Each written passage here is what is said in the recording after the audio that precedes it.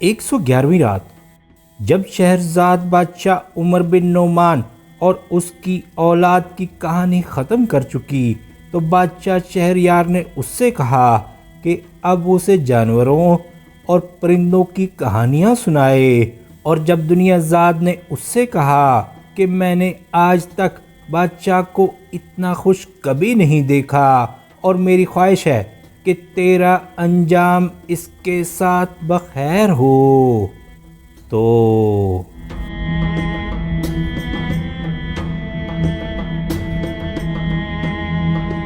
شہرزاد نے کہا کہ اے نیک بخت بادشاہ، کہا جاتا ہے کہ پرانے زمانے میں ایک مور اپنی مورنی کے ساتھ سمندر کے کنارے رہتا تھا۔ اس جگہ بہت سے درندے اور قسم قسم کے جنگلی جانور بھی رہتے تھے، اور وہاں بے حد درخت اور ندیاں تھیں۔ یہ مور اور مورنی وحشی جانوروں کے ڈر سے رات کے وقت انہی درختوں میں سے کسی درخت پر بسیرا کر لیتے اور دن کے وقت غذا ڈھونڈنے نکلتے۔ ایک مدت تک وہ اسی طرح زندگی بسر کرتے رہے، یہاں تک کہ جب انہیں زیادہ ڈر لگنے لگا تو وہ اس جگہ کو چھوڑ کر کسی دوسری جگہ کی تلاش میں نکلے۔ وہ اسی تلاش میں تھے کہ انہیں ایک جزیرہ نظر آیا جہاں بہت سے درخت اور نہریں تھیں۔ وہ اس جزیرے میں اترے، وہاں کے پھل کھا کر اور اس کی ندیوں کا پانی پی کر اپنا گزر بسر کرنے لگے۔ اسی اثنا میں انہوں نے ایک بطخ کو آتے دیکھا جو ڈر کے مارے کانپ رہی تھی اور دوڑی چلی آ رہی تھی، یہاں تک کہ وہ اس درخت کے پاس پہنچی جس پر مور اور مورنی تھی، اور وہاں پہنچ کر اسے اطمینان ہوا۔ مور کو یقین آ گیا کہ اس بطخ کو کوئی نہ کوئی عجیب و غریب حادثہ پیش آیا ہے، اور اس نے پوچھا کہ تیرا کیا حال ہے اور تو اتنی خوفزدہ کیوں ہے؟ اس نے جواب دیا کہ میں انسان کے خوف اور ایذا رسانی کی وجہ سے بیمار ہو گئی ہوں، اور مجھے انسان سے ہر وقت ڈر لگا رہتا ہے، خدا انسان سے بچائے۔ مور نے کہا کہ اب تو ہمارے پاس پہنچ گئی ہے اور اب ڈرنے کی کوئی بات نہیں۔ بطخ نے کہا کہ شکر ہے اس خدا کا جس نے مجھے تمہارے پاس لا کر میرا رنج و غم دور کر دیا، اور تمہاری محبت اور خلوص کا بہت بہت شکریہ۔ اب مورنی درخت سے اتر کر اس کے پاس آئی اور کہنے لگی کہ خوش آمدید، اب ڈر مت، انسان ہمارے پاس کس طرف سے آ سکتا ہے؟ ہم تو سمندر کے بیچ میں اس جزیرے پر ہیں، خشکی کے راستے سے اس کا ہم تک آنا ممکن نہیں، اور سمندر میں سے ہو کر کوئی دوسرا راستہ نہیں، لہذا پریشان مت ہو اور ہمیں بتا کہ تجھ پر کیا گزری اور انسان نے آخر تجھے کون سی تکلیف پہنچائی ہے۔ بطخ نے جواب دیا کہ اے مورنی، میری تمام عمر اس جزیرے میں امن و امان سے گزری ہے اور مجھے کوئی تکلیف نہیں ہوئی۔ ایک رات میں سو رہی تھی کہ میں نے خواب میں کسی کی آواز سنی، اور اس نے مجھ سے کہا کہ اے بطخ، انسان سے بچ کے رہ اور اس کی باتوں میں مت آنا اور اس کا مشورہ مت ماننا، کیونکہ وہ بڑا مکار اور فریبی ہے۔ خدا اس کے مکر و فریب سے بچائے، وہ بڑا چال باز اور دغا باز ہے۔ وہ مچھلیوں کو دھوکہ دے کر سمندر سے نکال لیتا ہے اور پرندے کو مٹی کی گولی سے مار کر گرا لیتا ہے، اور اپنے مکر و فریب سے ہاتھی کو بھی زیر کر لیتا ہے۔ انسان کے شر سے آج تک کوئی نہیں بچا، نہ پرندہ اس سے محفوظ ہے اور نہ کوئی درندہ۔ یہ سن کر میری آنکھ کھل گئی اور میں ڈر کے مارے کانپ رہی تھی، اور اس وقت تک مجھے انسان سے اس قدر اپنی جان کا ڈر لگا ہوا ہے کہ کہیں وہ مجھے دھوکہ دے کر اپنے جال میں نہ پھانس لے۔ اس واقعے کے بعد ابھی دن ختم بھی نہ ہوا تھا کہ میری قوت زائل ہو گئی اور میری ہمت پست ہو گئی۔ اس کے بعد مجھے بھوک اور پیاس لگی اور میں باہر نکلی، لیکن میری طبیعت خراب تھی اور دل بیٹھا جاتا تھا۔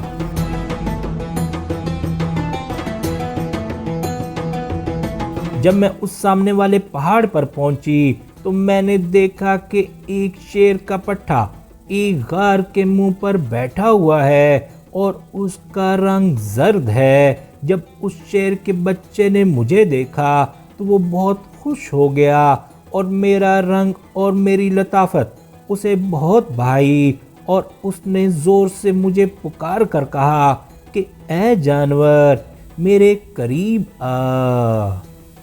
جب میں اس کے قریب گئی تو اس نے کہا کہ تیرا نام کیا ہے اور تو کس جنس سے ہے؟ میں نے جواب دیا کہ میرا نام بطخ ہے اور میں پرندے کی جنس سے ہوں۔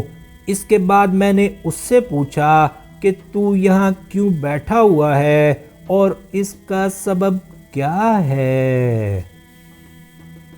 شیر کے بچے نے کہا کہ ایک مدت سے میرا باپ شیر مجھے انسان سے ڈراتا رہا، اور آج رات ایسا اتفاق ہوا کہ میں نے خواب میں کسی کی آواز سنی۔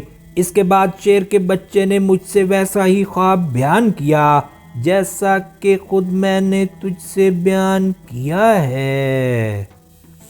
جب میں نے اس کی باتیں سنی تو میں نے اس سے کہا کہ اے شیر، میں نے اس وجہ سے تیرے پاس پناہ لی ہے کہ تو دل کو مضبوط کر کے انسان کو قتل کر دے گا۔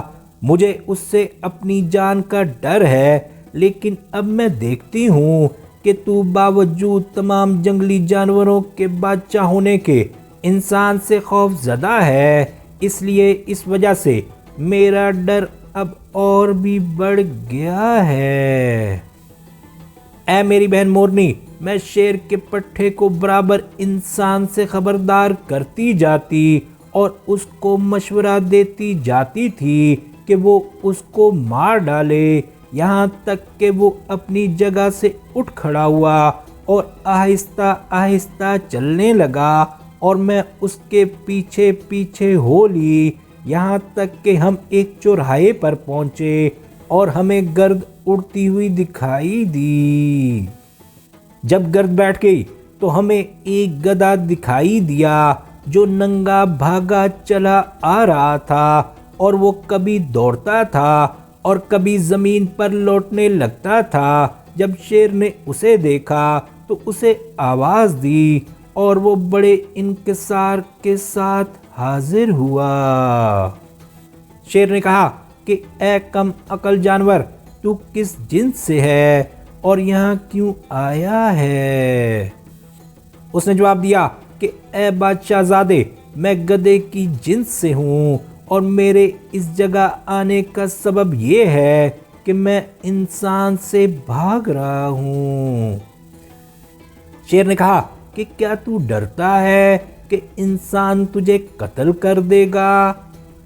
گدھے نے کہا کہ اے بادشاہ زادے، اس کی وجہ یہ نہیں ہے، بلکہ میں اس بات سے ڈرتا ہوں کہ کسی مکر اور بہانے سے وہ میرے اوپر سوار ہو جائے گا۔ اس کے پاس ایک چیز ہے جس کا نام اس نے جھول رکھا ہے، اور وہ اسے میری پیٹھ پر ڈال دیتا ہے، اور ایک اور چیز ہے جسے وہ تنگ کہتا ہے، اسے وہ میرے پیٹ پر کس دیتا ہے، اور ایک اور چیز جس کا نام دیچی ہے جو وہ میری دم کے نیچے باندھ دیتا ہے، اور ایک اور چیز لگام کہلاتی ہے جو وہ میرے منہ میں ڈال دیتا ہے، اور میرے لیے اس نے ایک پینی یا آر بنا رکھی ہے جس سے وہ مجھے کچوکے دیتا ہے،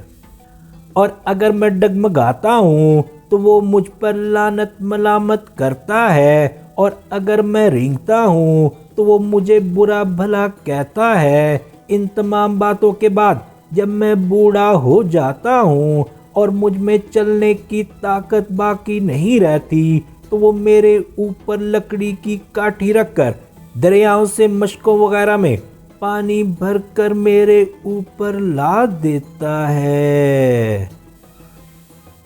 اس طرح ذلت و خواری اور تکلیف میں زندگی بسر کرتا ہوں، یہاں تک کہ میں مر جاتا ہوں اور وہ مجھے کوڑے کے ڈھیر پر پھینک آتا ہے تاکہ مجھے کتے کھا جائیں۔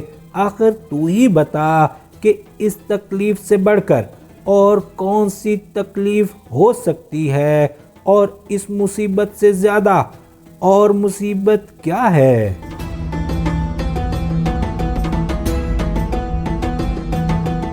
اے مورنی، جب میں نے گدھے کی یہ باتیں سنی تو اس انسان کے ڈر سے میرا بدن کانپنے لگا، اور میں نے شیر سے کہا کہ اے میرے آقا، گدھا معذور جانور ہے اور اس کی باتوں سے میرا درد و بالا ہو گیا ہے۔ شیر نے گدھے سے پوچھا کہ اب تیرا کیا ارادہ ہے؟ گدھے نے جواب دیا کہ میں نے سورج نکلنے سے پہلے انسان کو دور سے دیکھا تھا اور اسے دیکھ کر میں بھاگا ہوں، اور اب میں چاہتا ہوں کہ یہاں سے بھی چلتا بنوں اور بھاگتا چلا جاؤں۔ ممکن ہے کہ مجھے کوئی ایسی جگہ مل جائے جہاں میں مکار انسان سے پناہ لے سکوں۔ گدھا شیر سے یہی باتیں کر رہا تھا اور ہم سے رخصت ہو کر جانا چاہتا ہی تھا کہ پھر گرد اٹھتی ہوئی نظر آئی۔ یہ دیکھ کر گدھا اور چلانے لگا، اور اس نے گرد کی طرف بڑے غور سے دیکھا اور بڑی زور سے اس کی ریح نکلی۔ تھوڑی دیر کے بعد اس گرد میں سے ایک مشکی گھوڑا نکلا جس کے ماتھے پر درم کے برابر سفید داغ تھا۔ اس کی پیشانی خوبصورت اور کھر کے اوپر کی سفیدی خوش رنگ اور ٹانگیں نفیس، اور اس کے ہنہنانے کا انداز نہایت دلکش تھا۔ دوڑتے دوڑتے وہ شیر کے بیٹے جوان شیر کے پاس آ کر ٹھہر گیا۔ جوان شیر نے اسے احترام کی نظر سے دیکھا اور اس سے پوچھنے لگا کہ اے عظیم الشان جانور، تو کس جنس سے ہے اور اس لمبے چوڑے جنگل میں تو کیوں بھاگ رہا ہے؟ اس نے جواب دیا کہ اے جانوروں کے سردار، میں گھوڑوں کی جنس میں سے ایک گھوڑا ہوں، اور میرے دوڑنے کا سبب یہ ہے کہ میں انسان سے بھاگ رہا ہوں۔ گھوڑے کی یہ باتیں سن کر شیر کو تعجب ہوا اور کہنے لگا کہ ایسی بات مت کہہ، یہ تیرے لیے عیب ہے، کیونکہ تو اتنا لمبا چوڑا ہے۔ تجھے اس جثے اور تیزی کی وجہ سے انسان سے کیا ڈر؟ مجھے دیکھ کہ میں نے باوجود کم جثہ ہونے کے تہیہ کر لیا ہے کہ انسان کا مقابلہ کر کے اس پر حملہ کروں اور اسے کھا جاؤں، تاکہ یہ بیچاری بطخ نہ ڈر ہو جائے اور اپنی جگہ پر آرام سے رہے۔ تو نے اس وقت یہاں آ کر اپنی باتوں سے میرا دل توڑ دیا ہے اور مجھے میرے ارادے سے روک دیا ہے، کیونکہ باوجود تیرے بھاری بھرکم ہونے کے انسان نے تجھے دبا لیا ہے، اور تیرے ڈیل ڈول سے وہ نہیں ڈرا، حالانکہ اگر تو اسے اپنے پاؤں سے کچل ڈالتا تو وہ مر جاتا اور تیرا کچھ نہ بگاڑ سکتا، بلکہ تو ہی اسے موت کے گھاٹ اتار دیتا۔ گھوڑا شیر کی یہ باتیں سن کر ہنسنے لگا اور اس نے کہا کہ اے بادشاہ زادے، یہ ناممکن ہے کہ میں اسے زیر کر سکوں۔ انسان کے مقابلے میں تو میری لمبائی، چوڑائی اور موٹائی پر مت جا، کیونکہ وہ اپنے مکر و فریب کی بنا پر میرے لیے ایک چیز بناتا ہے جس کا نام بندھن ہے، اور اس طرح کے دو بندھن جو کھجور کے ریشوں اور اون سے بٹ کر بنائے جاتے ہیں میرے چاروں پاؤں میں ڈال دیتا ہے، اور میرے سر کو ایک اونچی کھونٹی سے باندھ دیتا ہے، حتیٰ کہ بند کر میں کھڑے کا کھڑا رہ جاتا ہوں، نہ بیٹھ سکتا ہوں اور نہ سو سکتا ہوں۔ اب شہرزاد کو سبوتی دکھائی دی اور اس نے یہ کہانی بند کر دی۔